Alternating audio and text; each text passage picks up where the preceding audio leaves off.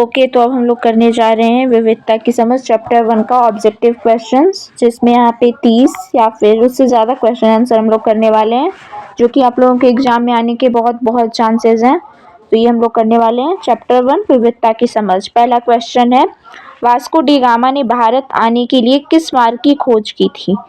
तो ये मैंने आप लोगों को कल नोट्स में भी पढ़ाया था कि वास्को डी गामा ने भारत आने के लिए किस मार्ग की खोज की थी। ए सड़क का रास्ता, बी समुद्री रास्ता, सी जहाज, डी रेल। तो इसका आंसर क्या हो जाएगा? पहला सड़क का रास्ता, या दूसरा समुद्री रास्ता, या तीसरा जहाज, या फिर चौथा रेल। तो वास्को डी गामा ने भारत आने के लिए किस मार्ग की खोज की थी, बताइए। तो इसका आंसर हो जाएगा कि वास्को डी गामा ने भारत आने के लिए समुद्री रास्ता यानी समुद्री मार्ग की खोज की थी। तो पहला का आंसर हो जाएगा समुद्री रास्ता। ओके, अब दूसरे क्वेश्चन पे चलते हैं।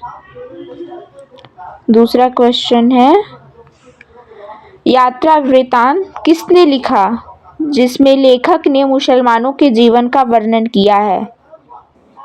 ए जवाहरलाल नेहरू ने, बी लाल बहादुर शास्त्री ने, सी इब्न बतूता ने, या डी इंदिरा गांधी ने।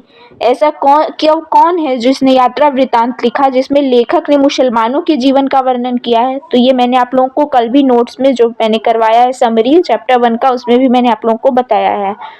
तो इसका आंसर हो जाएगा इब्न बतूता, सी। इब्न बतूता ने अपनी यात्रा वृत्तांत में मुसलमानों के जीवन का वर्णन किया है। ओके, क्वेश्चन नंबर 3 है, प्राचीन भारतीय समाज में गैर बराबरी किसने पैदा की? ए सती प्रथा ने, बी अंग्रेजी भाषा ने, सी आश्रम व्यवस्था ने, या डी जाति प्रथा ने। बताइए, प्राचीन भारतीय समाज में गैर बराबरी किसने पैदा की? मैं आज के समाज में नहीं, प्राचीन समाज में पूछ रही हूँ। आज का समाज भी यही है, आज का समाज अलग का है। ए सती प्रथा ने की थी, बी अंग्रेजी भाषा ने की थी, सी आश्रम व्यवस्था ने की, या डी जाति प्रथा ने की। तो इसका आंसर हो जाएगा डी जाति प्रथा ने। जाति प्रथा जो है प्राचीन भारतीय समाज में गैर बराबरी का सबसे बड़ा कारण है, या फिर आज के भी समाज में सबसे बड़ा तो नहीं, लेकिन एक कारण जरूर है गैर बराबरी का। ओके, तो डी आंसर होगा। क्वेश्चन नंबर 4, विविधता को और क्या कहते हैं? ए असमानता, बी एकता, सी एक समान, या डी इनमें से कोई नहीं। तो इसका आंसर क्या हो जाएगा? विविधता को और क्या कहते हैं? पहला होगा असमानता, दूसरा होगा एकता, या तीसरा होगा एक समान, या डी होगा इनमें से कोई नहीं। तो इसका आंसर तो पक्का है कि असमानता ही होगा। इसका आंसर ए हो जाएगा। विविधता को हम लोग असमानता भी कहते हैं। ओके, क्वेश्चन नंबर 5 है, जालियांवाला बाग हत्याकांड कब हुआ था? ए 20 अप्रैल 1807 को, बी 17 फरवरी 1900 को, डी 13 अप्रैल 1919 को, या डी इनमें से कोई नहीं। तो जालियांवाला बाग हत्याकांड हुआ था 13 अप्रैल 1919 को। इसका आंसर हो जाएगा सी। जालियांवाला बाग हत्याकांड कब हुआ? 13 अप्रैल 1919। ये आप लोगों से जरूर पूछेगा क्वेश्चन आंसर में, डेट वाला खास करके याद कर लीजिएगा। ओके,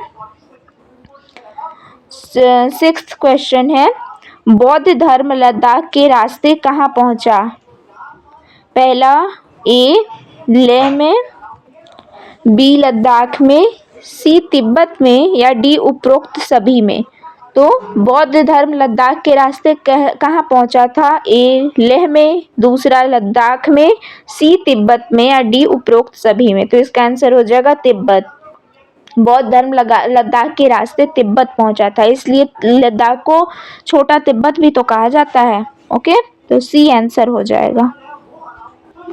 क्वेश्चन नंबर 7, तिब्बत के लोग किस धर्म के अनुयायी हैं? ए बौद्ध धर्म के, बी इस्लाम धर्म के, सी बौद्ध व इस्लाम दोनों धर्मों के, डी इनमें से कोई नहीं। बोलिए इसका आंसर क्या हो जाएगा। तिब्बत के लोग किस धर्म के अनुयायी हैं। ए बौद्ध धर्म के, बी इस्लाम धर्म के, सी बौद्ध व इस्लाम दोनों धर्मों के, या डी इनमें से कोई नहीं। तो इसका आंसर हो जाएगा सी बौद्ध व इस्लाम दोनों धर्मों के।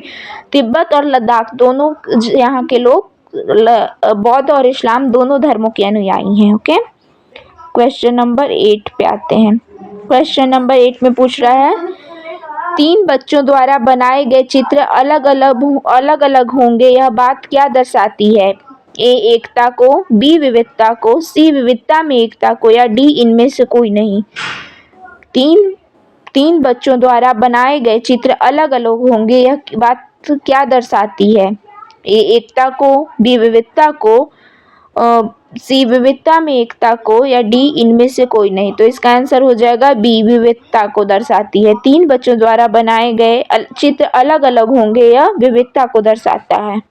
ओके, 9 क्वेश्चन में है भारत की ताकत का स्रोत किसे माना गया है। ए विविधता या ए अनेकता को, बी धर्म को, सी भाषा को, या डी राज्य को। तो इसका आंसर हो जाएगा विविधता में अनेकता, या विविधता या अनेकता को। ओके, तो इसका आंसर ए हो जाएगा। भारत की ताकत का स्रोत विविधता या अनेकता को माना गया है। ओके, अब हम लोग आ जाते हैं क्वेश्चन नंबर 10 पे।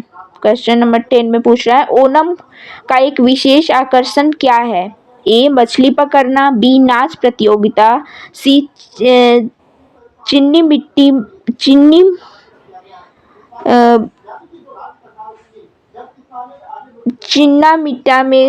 मीठा में खाना पकाना, डी इनमें से कोई नहीं। तो इसका आंसर क्या हो जाएगा। ओणम का एक विशेष आकर्षण क्या है, तो नाव प्रतियोगिता। नाव प्रतियोगिता जो है वो ओणम का एक विशेष आकर्षण है। तो इसका आंसर बी हो जाएगा। ओके, अब हम लोग आ जाते हैं क्वेश्चन नंबर 11 पे। सॉरी, यहाँ पे गलत हो गया है। यहाँ पे खाली जगह को छोटा तिब्बत भी कहा जाता है। किसे छोटा तिब्बत कहा जाता है। ए लद्दाख को, बी कारगिल को, सी नेपाल को, या डी भूटान को। तो इसका आंसर तो हम लोग को पता ही है क्योंकि हम लोगों ने चैप्टर में लद्दाख पढ़ा है। तो लद्दाख को छोटा तिब्बत भी कहा जाता है। ओके, इसका आंसर हो जाएगा ए। अब हम लोग क्वेश्चन नंबर 12 पे चलेंगे।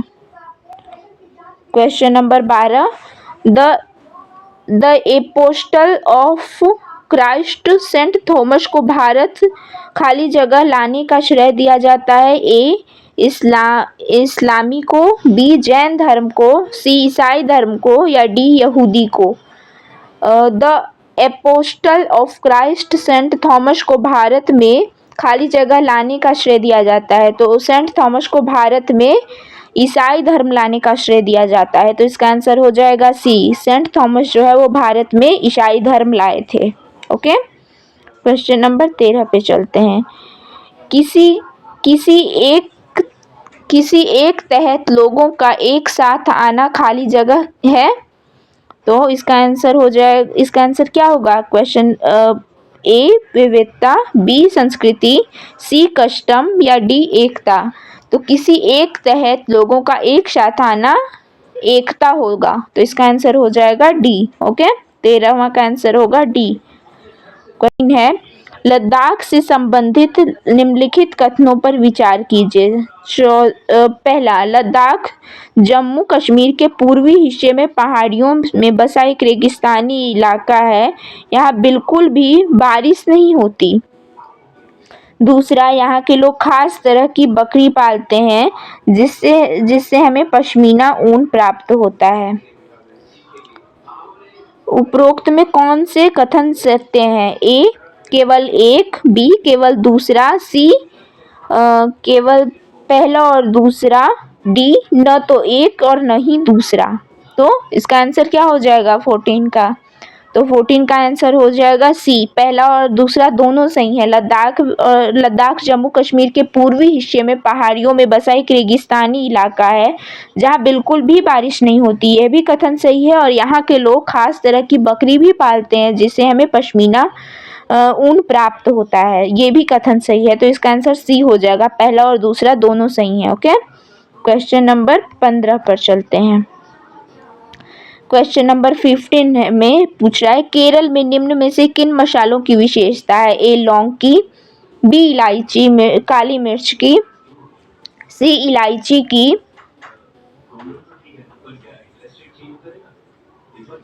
डी उपरोक्त सभी की। तो इसका आंसर हो जाएगा डी, क्योंकि केरल में लौंग, काली मिर्च, इलायची बहुत सारे ऐसे मसाले मिलते हैं। तो इसका आंसर हो जाएगा डी, उपरोक्त सभी मिलते हैं। ओके, क्वेश्चन नंबर 16 पे चलते हैं। तो क्वेश्चन नंबर 16 में पूछ रहा है लद्दाख में पाली जाने वाली भेड़ से मिलने वाली ऊन कौन सी है? A nylon, B pashmina, C fibre या डी इनमें से कोई नहीं। तो इसका आंसर तो हम लोग सबको पता है कि लद्दाख में पाई जाने वाली जो भेड़ है उससे मिलने वाली ऊन पश्मीना है, जिससे पश्मीना शॉल भी बनती है, जो कि बहुत ज़्यादा महंगी होती है, जो कि जम्मू कश्मीर में ही बुनी जाती है ज़्यादातर। क्वेश्चन नंबर 17 पे चलते हैं। लद्दाख जम्मू कश्मीर के किस हिस्से में बसा है? तो इसका आंसर क्या होगा? ए उत्तरी हिस्से में, बी दक्षिणी हिस्से में, सी पश्चिमी हिस्से में, डी पूर्वी हिस्से में। इसमें से कौन हो जाएगा आंसर? लद्दाख जम्मू कश्मीर के किस हिस्से में बसा हुआ है? ए उत्तरी हिस्से में, या बी दक्षिणी हिस्से में, सी पश्चिमी हिस्से में, या डी पूर्वी हिस्से में। तो इसका आंसर हो जाएगा लद्दाख जम्मू कश्मीर के पूर्वी हिस्से में बसा हुआ है। तो इसका आंसर डी हो जाएगा। ओके, पूर्वी हिस्से में। क्वेश्चन नंबर 18 में पूछ रहा है उस धर्म का क्या नाम है जो लद्दाख से होते हुए तिब्बत पहुंचा? ए जैन धर्म, बी बौद्ध धर्म, सी इस्लाम धर्म या डी सिख धर्म। तो इसका आंसर तो हमें पता ही है कि लद्दाख से होते हुए तिब्बत में एक ही धर्म पहुंचा है, बौद्ध धर्म। तो इसका आंसर हो जाएगा बी, बौद्ध धर्म। ओके, क्वेश्चन नंबर 19 में पूछ रहा है लद्दाख के लोग क्या खाते हैं? ए मक्खन, बी चीज, सी मांस या डी उपरोक्त सभी। तो लद्दाख के लोग ये तीनों चीजें खाते हैं, मक्खन भी खाते हैं, चीज भी खाते हैं और मांस भी खाते हैं। तो इसका आंसर हो जाएगा डी, उपरोक्त सभी। तो 19 का आंसर हो जाएगा डी। क्वेश्चन नंबर 20 में पूछ रहा है लद्दाख के लोगों का इस्लाम धर्म से परिचय करीब कितने वर्ष पूर्व हुआ? ए 400 साल पहले, बी 300 साल पहले, सी 500 साल पहले या डी 700 साल पहले। तो लद्दाख के लोगों का इस्लाम धर्म से परिचय करीब 400 साल पहले हुआ। तो इसका आंसर हो जाएगा ए। क्वेश्चन नंबर 21 में पूछ रहा है किस क्षेत्र का इतिहास किससे जुड़ा है? तो ए देश के धरातल से, बी देश के भू आकारों से, सी देश की वनस्पति से या डी देश के पूरे भूगोल से। तो इसका आंसर हो जाएगा डी, देश के पूरे भूगोल से। किसी क्षेत्र का इतिहास उससे जुड़ा होता है, तो इसका देश के क्षेत्र का इतिहास उसके देश के पूरे भूगोल से जुड़ा होता है। तो इसका आंसर डी हो जाएगा। ओके, क्वेश्चन नंबर 22 में पूछ रहा है केरल भारत के कौन से कोने में स्थित है? ए दक्षिणी पश्चिमी, बी दक्षिणी पूर्वी, सी उत्तर पूर्वी या डी इनमें से कोई नहीं। तो इसका आंसर हो जाएगा कि केरल भारत के दक्षिणी पश्चिमी कोने में स्थित है। तो इसका आंसर ए हो जाएगा। ओके, ए हो 22nd का आंसर हो जाएगा ए, दक्षिणी पश्चिमी कोने में केरल है। ओके, क्वेश्चन नंबर 23 में आ जाते हैं कि 200 वर्ष पहले लोग एक स्थान से दूसरे स्थान पर जाने के लिए किसका प्रयोग करते थे? ए पानी के जहाज का, बी ऊंट या घोड़े का, सी बस व कार का या डी ए और बी दोनों का।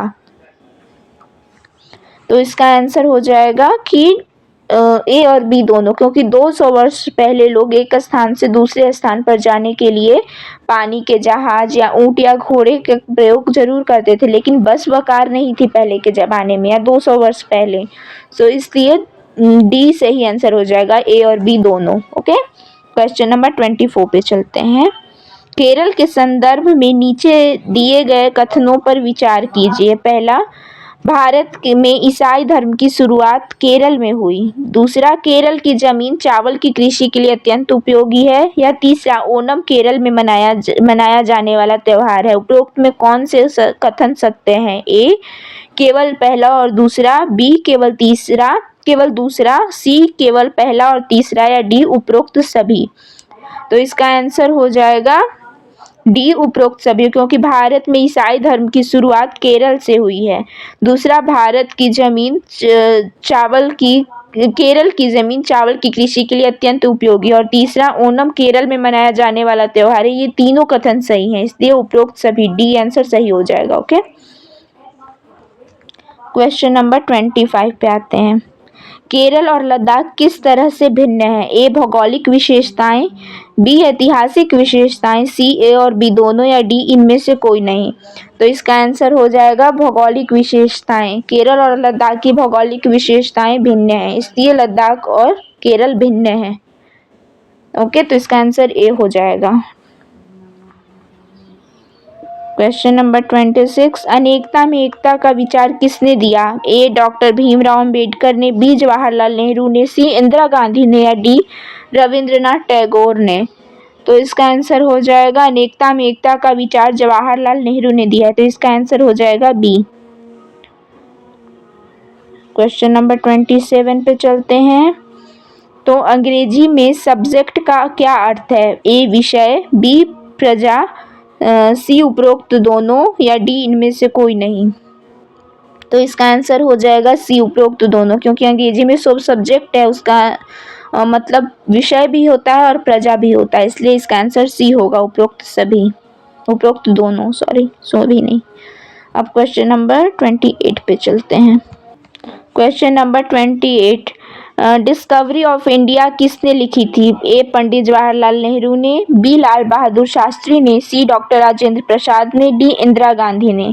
तो इसका आंसर हो जाएगा ए, क्योंकि discovery of India Pandit Jawaharlal Nehru ने लिखी, तो इसका आंसर ए हो जाएगा। ओके, क्वेश्चन नंबर 29 पे चलते हैं। विविधता का क्या अर्थ है? ए भिन्नता, बी अलग अलग, सी अनेकता, या डी उपरोक्त सभी। तो इसका आंसर हो जाएगा विविधता का अर्थ उपरोक्त सभी है, भिन्नता भी है, अलग अलग भी है, अनेकता भी है, तो इसलिए इसका आंसर हो जाएगा डी उपरोक्त सभी। ओके, क्वेश्चन नंबर 30 पे आते हैं। हमारे राष्ट्रगान की रचना किसने की? ए पंडित जवाहरलाल नेहरू ने, बी महात्मा गांधी ने, सी बंकिम चंद्र चटर्जी ने, या डी रविंद्रनाथ टैगोर ने। तो इसका आंसर हो जाएगा डी, क्योंकि हमारे राष्ट्रगान की रचना रविंद्रनाथ टैगोर ने की है। आप लोग को याद रखना है, राष्ट्रगान की रचना रविंद्रनाथ टैगोर ने की है, इसका आंसर डी हो जाएगा। क्वेश्चन नंबर 31 है, एटलस को और क्या कह सकते हैं? ए नक्शा, बी मानचित्रों का समूह, सी ए और बी दोनों, या डी इनमें से कोई नहीं। तो इसका आंसर हो जाएगा बी, एटलस को हम मानचित्रों का समूह भी कह सकते हैं। ओके, क्वेश्चन नंबर 32 पे आ जाते हैं। जालियांवाला बाग भारत के किस शहर में स्थित है? ए अमृतसर में, बी पानीपत में, सी कुरुक्षेत्र में, या डी मुंबई में। तो ये तो हम लोग सबको पता ही होगा कि जालियांवाला बाग भारत के अमृतसर शहर में स्थित है, तो इसका आंसर हो जाएगा ए अमृतसर। ओके, क्वेश्चन नंबर 33, देश का वर्णन करने के लिए विविधता में एकता वाक्यांश किसने गढ़ा? पंडित जवाहरलाल नेहरू, ए पंडित जवाहरलाल नेहरू, या बी लाल बहादुर शास्त्री ने। तो इसका आंसर हो जाएगा पंडित जवाहरलाल नेहरू। देश का वर्णन करने के लिए विविधता में एकता वाक्यांश पंडित जवाहरलाल नेहरू ने गढ़ा था, तो इसका आंसर ए हो जाएगा। इसी के साथ हम लोग का क्वेश्चन आंसर यहीं पे खत्म होता है, ऑब्जेक्टिव। अब मैं आप लोगों को लघु उत्तरीय और दीर्घ उत्तरीय क्वेश्चन आंसर कल दे दूंगी। ओके, तब तक के लिए आप लोग इतना याद करो, अच्छे से इसको याद कर लेना। ओके, तब तक के लिए बाय बाय, और अपना ख्याल रखना और पढ़ते रहना।